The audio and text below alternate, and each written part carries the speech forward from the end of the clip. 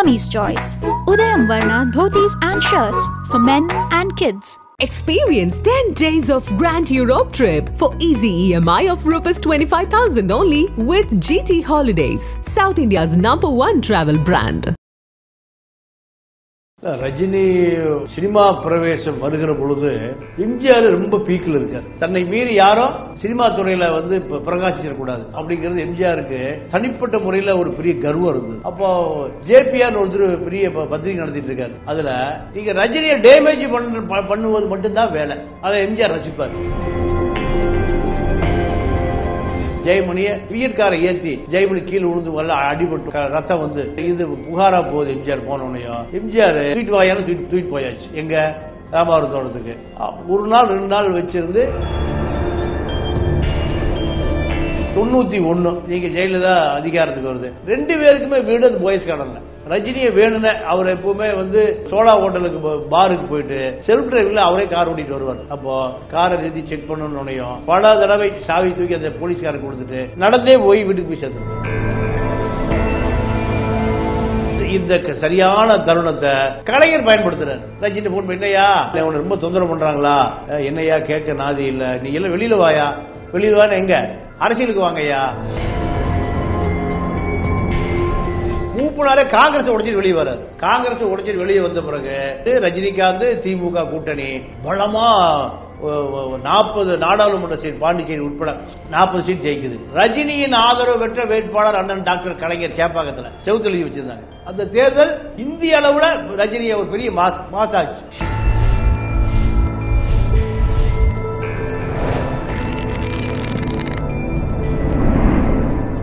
உலக தமிழர்கள் அனைவருக்கும் வணக்கம். இன்றைய சிறப்பு நேர்காணலில் நம்மோடு இருக்கக்கூடியவர் மூத்த பத்திரிகையாளர் திரு பாண்டியன் அவர்கள். வணக்கம் சார். வணக்கம் சார். தமிழக அரசியல்ல ரொம்ப முக்கியமான ஒரு தருணம் 1996 தேர்தல். அந்த தேர்தல் பல்வேறு டைமென்ஷன்களை தமிழக அரசியல்ல ஏற்படுத்தி இருந்துச்சு. பல்வேறு கோணங்களை இப்போ வரைக்கும் நிறைய பார்க்கறது உண்டு. அதுல முக்கியமான ஒரு கோணம் ரஜினியோட வாய்ஸ். அது ரொம்ப முக்கியத்துவம் வாய்ந்தது அந்த தேர்தலில். அப்பயே அரசியலுக்கு அவர் வந்திருந்தா இன்னைக்கு ஒரு கோட்டையை கூட பிடிச்சிருப்பாரு அப்படின்ற பேச்சுக்கெல்லாம் கூட நிறைய இருக்கிறத பார்க்க முடியுது. சோ அதற்கு அந்த ரஜினியோட வாய்ஸ் வர்றதுக்கு காரணம் ரஜினிக்கும் ஜெயலலிதாவுக்கும் 91 to 96 காலத்துல பல்வேறு முரண்பாடுகள், பல்வேறு பிரச்சனைகள் வந்ததாகவும் சொல்லப்படுது. எதனால ரஜினியோட வாய்ஸ் அப்படி வர வேண்டிய தேவை ஏற்பட்டுச்சு? இவங்களுக்குள்ள என்ன பிரச்சனை சார் உருவாச்சு? ரஜினி உடைய சினிமா பிரவேசம் வருகிற பொழுது எம்ஜிஆர் ரொம்ப பீக்கில் இருக்கார். எம்ஜிஆர் ரொம்ப பீக்கில் இருக்கு. அவருடைய முதல் படம் அபூர்வராக 75 தமிழ்நாட்டில் கருணாநிதிக்கு அரசியல் எதிரி எம்ஜிஆர் தான். 2 பேர் தான். 2 பேருமே சினிமா கிளாமர். இவர் நடிகர்னா அவர் கதாசிரியர், அவர் கதாசிரியர்னா இவர் ப்ரொடியூசர். 2 பேருமே சேர்ந்து எங்கள் தங்க படத்துல கடனாகி போச்சு, முரசொலி மரம் போய் சொன்னோடனே ஒரு படம் ஃப்ரீயா பண்ணி கொடுக்கிறார் எம்ஜிஆர். அப்போ 2 பேர் தான். அப்போ இந்த காலகட்டத்தில் ரஜினி ஒரு ஹீரோ விஷயத்துல பெருசா வளர்றாரு. நீங்க எம்ஜிஆருடைய சினிமா ஹிஸ்டரி எப்படி கேட்டீங்கன்னா, நீங்க அவரை தப்பித்தவறி அவருடைய சக காலத்துல சிவாஜி வளர்ந்து சைன் பண்ணிட்டார். இல்லைன்னா எம்ஜிஆர் சிவாஜியை நீங்க சினிமா துறை விட்டு வெளியே அனுப்பிச்சிருப்பார். அவரு அதாவது தான் மட்டும்தான் சினிமா துறையில ஹீரோவா இருக்கணும், தனக்கு போட்டியா வந்துடக்கூடாது. உதாரணத்துக்கு விஜயசாந்தியினுடைய அப்பா அவரு ரியலாவ குதிரை ஏற்றம்னா குதிரையிலிருந்து உண்மையாவே குதிச்சு குதிரையில ஓடுவார். ரஞ்சன் பேரு. அவரை நீங்க சினிமா ஃபீல்ட்ல கொஞ்சம் கொஞ்சமா பலவீனப்படுத்தி இந்த ஃபீல்டை விட்டு அனுப்பிட்டார் எம்ஜிஆர். இதெல்லாம் நீங்க நீங்க இந்த ஃபீல்டுக்கு வர்ற காலகட்டங்கள்ல தன்னை மீறி யாரும் சினிமா துறையில பிரகாசிச்சிடக்கூடாது, தான் மட்டும்தான் அப்படிங்கிறது எம்ஜிஆருக்கு தனிப்பட்ட முறையில ஒரு பெரிய கர்வம் இருந்தது. அதை மீறி ரஜினிகாந்த் வராது. நீங்க ஒரு 12 படம், அது 13 படம் எல்லாமே வில்லன் தான். நீங்க ஹீரோவா வந்தது பைரவி படம் தான். அப்போ அந்த பைரவி படம் ஹீரோவா நடிக்கும் போது தான் நமக்கு போட்டியா வந்துருவாருன்னு எம்ஜிஆருடைய கவனத்துக்கு போகுது. அப்போ ஜேபிஆர் ஒருத்தர் பெரிய பத்திரிகை நடத்திட்டு இருக்காரு, மூக்குத்தின்னு ஒரு பத்திரிகை. அதுல நீங்க ரஜினியை டேமேஜ் பண்ணுவது மட்டும்தான் வேலை. அதை எம்ஜிஆர் ரசிப்பார். ரஜினியை ரஜினி வந்து எம்ஜிஆர் வந்து மது பழக்கம் இருக்காது, சிகரெட் பழக்கம் இருக்காது, நீங்க எந்த விதமான சமூக ஒழுக்கங்களை சினிமாவில் காமிக்க மாட்டாரு. இது எல்லா பழக்கமும் ரஜினிகிட்ட இருக்கும். சினிமாவில் காமிப்பார், சிகரெட் தூக்கி போட்டு பிடிப்பாரு, தண்ணி பார்ல தண்ணி அடிப்பார். அப்போ இதை பூராமே ஜெபமணின்னு ஒருத்தர், அவர் நெல்லை ஜெபமணி இல்லை, பத்திரிகையாளர் ஜெயமணி, எனக்கு நெருங்கிய நண்பர், இறந்து போயிட்டார். அவர் வந்து மூக்குத்தி பத்திரிகையினுடைய ஆசிரியர். இந்த இதுல ரஜினியை பத்தி எழுதி கொண்டு போய் ஜேபிஆர் எம்ஜிஆர் கொடுத்தா எம்ஜிஆர் சந்தோஷப்படுவாராம். நான் ஜெயமணி சொல்ல கேள்விப்பட்டிருக்கேன். அப்போ ஜெயமணி எங்க பார்த்தாலும் ரஜினி சண்டை போடுவாராம்.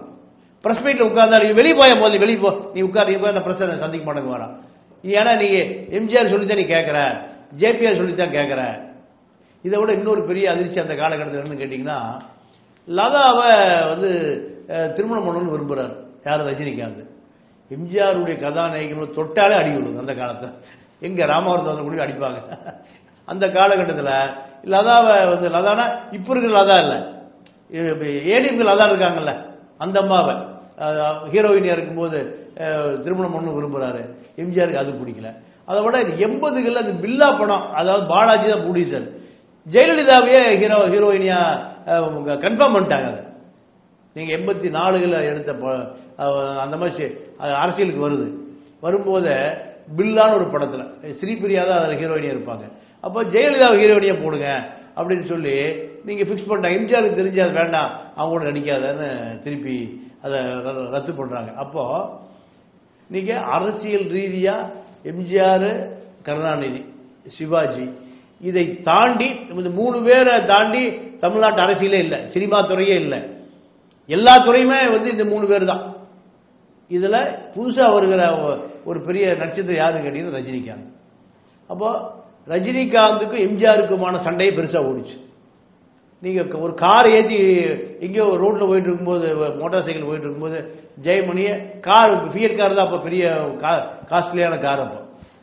அப்போ அந்த ஃபியட் காரை ஏற்றி ஜெயமணி கீழே விழுந்து வரல, அடிபட்டு ரத்தம் வந்து பிரச்சனையான பிறகு இது புகாரா போகுது. எம்ஜிஆர் போனோன்னையும் எம்ஜிஆர் இப்பவே எம்ஜிஆர் வீட்டில் எப்பவுமே வந்து ஒரு 10-15 ஸ்டெண்ட் மாஸ்டர் சாப்பிட்டுட்டு ஜஸ்டின் போன்ற ஆளுகள் அங்கேயே படுத்து கிடப்பாங்க. தூக்கிட்டு வாயான்னு தூக்கிட்டு போயாச்சு எங்க ராமாவரம் தோட்டத்துக்கு. நீ எப்படி ஜெயமணி மேல காரை ஏற்றின? ஒரு நாள் 2 நாள் வச்சிருந்து ஜேபிஆர், ஏவிஎம் சரவணா போன்ற பெரிய பெரிய ப்ரொடியூசர்கள்லாம் போய் தான் அதை காம்ப்ரமைஸ் பண்ணி கூப்பிட்டு வந்தாங்க. இது எம்ஜிஆர் இருக்க வரைக்கும் ரஜினிக்கு எம்ஜிஆருக்குமான சண்டை நீடித்து கொண்டே இருந்தது. அதாவது அந்த காலத்தில் வந்து 1 கோடி ரூபாய் ஒரு படத்தில் ப்ரொடியூசர் பணம் போட்டாலும் பெரிய பணம், அந்த 1 கோடி போயிருமே அப்படிங்கிறதுக்காக எம்ஜிஆர்ட்ட போய் கெஞ்சி கூத்தாடி கையில் விழுந்து காலில் விழுந்து இவருக்கு எந்த விதமான அச்சுறுத்தலாம் கூட்டு வருவாங்க. இது 87 எம்ஜிஆர் மறைவு வரைக்கும் நடந்த விஷயம். அதற்கு பிறகு 91 நீங்க ஜெயலலிதா அதிகாரத்துக்கு வருது. அதிகாரத்துக்கு வந்த பிறகு 2 பேருக்குமே வீடு பாய்ஸ் கார்டன்ல ஒரு 200 அடியில் ரஜினிகாந்த் வீடும் ஜெயலலிதா வீடும். அப்போ நீங்க மெயின் ரோட்லயே, அந்த ராதாகிருஷ்ணன் ரோட்லயே இது கேட் போலீஸ் செக் போஸ்ட் இருக்கும். ரஜினியை வேணும்னு அவர் எப்பவுமே வந்து சோழா ஹோட்டலுக்கு பாருக்கு போயிட்டு செல்ஃப் டிரைவில் அவரே கார் ஓட்டிட்டு வருவார் நைட் 12 மணிக்கு.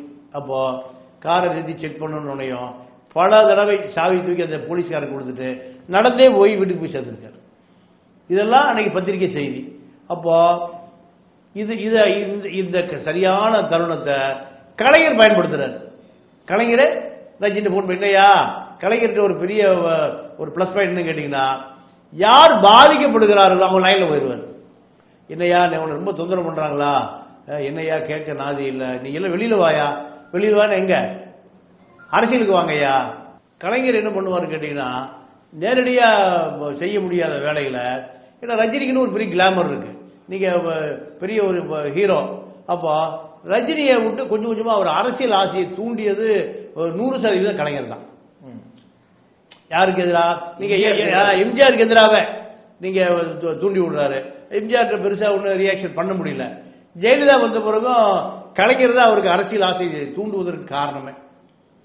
நீங்க அறிக்கை முடியா, அமைதியா இருக்காங்க. கலைஞர் எல்லா சினிமா நடிகர்கள், அரசியல் தலைவர்கள் எல்லாத்தையுமே போன்ல லைன்ல போயிடுவார். பத்திரிகை முதலாளிகள் எல்லாரும் நீங்க சிவந்தி ஆயத்தை கூட சாக வரைக்கும் தொடர்பு வந்தவர் அவர் தான். சின்ன பத்திரிகை முதலாளிகள் கூட என்ன என்னைய தலையங்கம் என்ன எழுதியிருக்கீங்க ஏன்னா தன்னை பற்றி வந்துடக்கூடாது அப்படிங்கிறதுக்காக லைன்ல போயிடுவோம். உதாரணத்துக்கு சின்ன பத்திரிகையில தினபூமின்னு ஒரு பத்திரிகை, அந்த பத்திரிகை அதிகபட்சம் லாட்ரி சேகருது, மதுரையில் இருக்கக்கூடிய KS சேகருது. அவங்க அதிகபட்சமாக ஊருக்கு 2000 பத்திரிகை தான் அடிப்பாங்க. அந்த பத்திரிகையினுடைய எடிட்டருக்கு கலைஞர் டெய்லி லைனில் போவாராம். எனக்கு அந்த எடிட்டர் எனக்கு சொன்னார், வேளங்கன்னு சொல்லி ஒருத்தர் 2000 பத்திரிகை அடிப்பாங்க. இருந்தாலுமே அவர் லைனுக்கு நீங்க என்ன தலையகம் தன்னை பற்றி எதுவும் வந்துடக்கூடாது, இவன் தலையத்தை மாற்றி போடுங்கயா, இப்படி போடுங்கய்யா, அப்படி போடுக்கும் போது அவங்க பூரா அங்கே அப்படியே நெர்வஸ் ஆயிடுவாங்க. கலைஞர் போன இப்பா வராதான்னு. அப்போ ரஜினிய நீங்க அதிமுக எதிராக வளர்த்தி அரசியல் ஆசையை அவருக்கு தூண்டி, நீ ஒரு பெரிய நீ பெரிய சூப்பர் ஸ்டாரியா, நீ போனேன்னா உனக்கு ஒரு 10 லட்சம் ஓட்டு விழுகுமையா, நீ எங்கூட சேர்ந்துக்க, நீ உனக்கு ஒரு பெரிய ஃபியூச்சர் இருக்கு இப்படின்னு முழுக்க அரசியல் தூபம் போட்டு அவர் ஒரு அரசியல் தலைவராக வளர்த்தியது பெரும்பங்கு யாருக்கு உண்டு? கலைஞருக்கு. இல்லைன்னா 96ல் நீங்க ஜெயலலிதாவுக்கு எதிர்த்து வாய்ஸ் கொடுக்க வச்சதுல நான் பார்த்துக்கிறேன் எதா இருந்தாலும், ஏன்னா இவருக்கு டெல்லி சோர்ஸ் இருக்கு. அப்போ இந்த டெல்லி தொடர்புகளை எல்லாம் அவருக்கு அறிமுகப்படுத்தி, மூப்பனார் அறிமுகப்படுத்தி, இந்த அவரை பல பேர் சினிமா நட்சத்திரங்கள் இருந்திருக்காங்க, யாருமே இவ்வளவு முன்னணியில் அரசியல் வந்ததே இல்லை. ஆனா ரஜினி இவ்வளவு தூரம் அரசியல் ஆசையை உண்டு பண்ணி, நீங்க ரஜினி மனைவிட்ட பேசுவார், அவருடைய பவர் அவருக்கே தெரியலமா, நீ கொஞ்சம் சொல்லி கொடு, வாய்ஸ் கொடுக்க வை, ஜெயலலிதா எதுக்கு பாடே இல்லை. இந்த அரசியல் தூவங்கள் பூரா யாரு கலைஞர் போட்டதுதான், இதை நிறைய பேருக்கு தெரியாது. அப்போ 96 எலெக்ஷன் வரும்போது ஜெயலலிதாவும் காங்கிரஸ் ஒரு உடன்பாடு வைக்கிறாங்க. அப்போ ஜெயலலிதா மேலேயும் நிறைய மக்கள் ஊழல் குற்றச்சாட்டு. எப்படின்னு கேட்டீங்கன்னா இந்த வளர்ப்பு மகன் திருமணம் மாதிரி பல நிகழ்ச்சிகள். அதே போல டெல்லியிலையும் நரசிம்மராவ் மேல பல ஊழல் புகார்கள், ஃபேர் குரோத் ஊழல், அதாவது நம்ம சிதம்பரம் அமைச்சர்கள் வெளியே நீக்கிறாங்க, இது மாதிரி பல ஊழல் புகார்கள். அப்போ இதெல்லாமே ஒரு மாற்று வேணும்னு விரும்புறாங்க, மக்கள் விரும்புறாங்க. இந்த மாற்றம் எங்கிருந்து வருது அப்படின்னு கேட்டா, நீங்க காங்கிரஸ் அதிமுக கூட்டணி வேண்டான்னு தொண்டர்கள் பூரா நினைக்கிறான். சத்தியமூர்த்தி பவன்ல நரசிம்மராவ் கட்டட கொளுத்துறான், இதை மூப்பனார் பாக்குறாரு. அப்போ மூப்பனார் சிதம்பரம் 2 பேரும் ஒரு கட்சி ஆரம்பிச்சு தான் நம்ம நிக்க முடியும்னு இதுக்கு ஐடியா கொடுத்தது கலைஞர் தான். இதற்கும் நீங்க காங்கிரஸ்ல நீங்க கதைக்கு ஆகாதையா, ஏன்னா அவருக்கு என்ன காரணம்னா, நீங்க அந்த 5 வருட காலம் டெல்லியில் அசுர பலத்தோட நரசிம்மராவ் இருக்காரு, இங்க ஜெயலலிதா இருக்கு. ராஜீவ் கொலை நடந்த பிறகு திடீர்னு அந்த சீட்டுக்கு அந்த அம்மா வந்துருது. அப்போ நீங்க கலைஞர் இந்த அரசியல் வியூகம் வகுப்பதில்ல, சக்கர வியூகம் வகுப்பதில்ல, நீங்க அரசியல காலி பண்றதில்ல, நீங்க பல அதாவது நீங்க சாணக்கியத்தனங்கிறது முழுக்க சாணக்கியத்தனத்துக்கு சொந்தக்காரர் கலைஞர் தான். அப்போ மூப்பனார், ரஜினிகாந்த், திமுக இந்த முக்கோண கூட்டணியை உருவாக்குற பெரும்பங்கே கலைஞர் தான். அவங்க உடனே 3 நாள் கட்சி ஆரம்பிச்சாச்சு. தமிழ் மாநில காங்கிரஸ், ரஜினிகாந்த், திமுக கூட்டணி 96ல் அபரிமிதமான வெற்றி, 40 சீட்டு தமிழ்நாட்டில். இவங்க யாரை சொல்லுகிறார்கள் தமிழ்நாட்டிலிருந்து? அவங்க தான் பிரைம் மினிஸ்டர் கேண்டிடேட். அப்போ இதுலதான் ரஜினியினுடைய மரியாதை ரொம்ப கூடுது. என்ன காரணம் கேட்டீங்கன்னா, ரஜினியினுடைய அரசியல் ஆசை கொஞ்சம் கொஞ்சமா தூபம் போட்டு வளர்த்தெடுத்து நம்ம சொன்னா மக்கள் கேட்பான். நமக்கு ஒரு 50 லட்சம் வாக்கு, இப்ப சீமானுக்கு இருக்கிற 7% வாக்கு மாதிரி 7 49 50 லட்சம் ரஜினி சொன்னா அந்த வாக்கு கிடைக்கும். அதிமுக எதிர்ப்பு அரசியலுக்காக நரசிம்மராவ் கூட்டணியை எதிர்க்க வேண்டும் என்பதற்காக மூப்பனாரே காங்கிரஸ் உடைச்சிட்டு வெளியே வராது.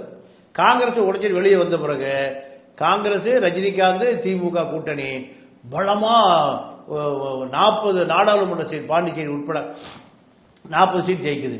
மூப்பனார் தான் பிரைம் மினிஸ்டர் கேண்டிடேட் அளவுக்கு பேச்சுக்கு வந்துருது. ரஜினியின் ஆதரவு பெற்ற வேட்பாளர் அண்ணன் டாக்டர் கலைஞர் சேப்பாக்கத்தில் செவுத்து எழுதி வச்சிருந்தாங்க. யாருடைய ஆதரவு பெற்ற வேட்பாளர்? அண்ணன் ரஜினியினுடைய ஆதரவு பெற்ற வேட்பாளர், உங்கள் வாக்கு டாக்டர் கலைஞருக்கு. அப்போ ரஜினி ரசிகர் போன்ற ஆட்கள் பூராமே இந்த ஒரு கொடி சிகப்பு ஒரு ஒரு ரோஸ் கலர்ல வெள்ளை ரஜினி படம் இருக்கும். அதை திமுக ஈக்குவலா திமுக கொடிக்கு ஈக்குவலா ரஜினி ரசிகர்கள் எடுத்துட்டு போய் ஓட்டு கேட்டான். திமுக மூப்பனார் தமாக ஓட்டு கேட்டான்.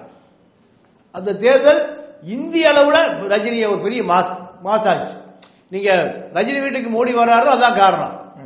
நீங்க எல்லா நரசிம்மராவ் ஒரு முறை ரஜினி பாப்பருக்கா வந்து அவர் பிரைம் மினிஸ்டர் இருக்கும்போது பார்க்கல, சதிமூர்த்தி மலை வச்சு பார்த்தாங்க ரஜினியை.